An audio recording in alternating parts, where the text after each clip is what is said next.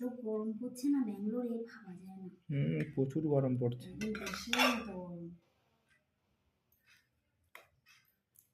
গরম গরম তারপরে ভাত ধোয়া হচ্ছে একদম ভাত দিয়ে। গরম গরম রান্না করে আনলাম না।